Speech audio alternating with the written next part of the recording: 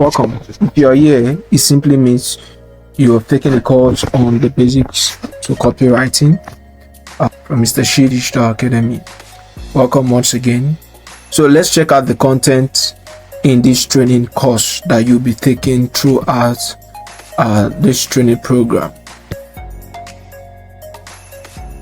So table of content: introduction. Number 1, introduction to copywriting. Number 2, the basics of copywriting. Number 3, elements for copywriting.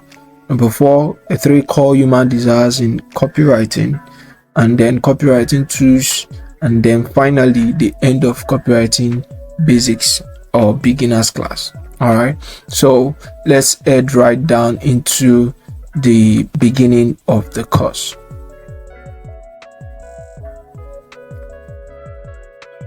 So, introduction to copywriting. Now, copywriting is one of the most trending and high-paying skills today in the digital space, and I believe would continue to be. Copywriting is so trending that a lot of businesses, a lot of large companies are looking for copywriters.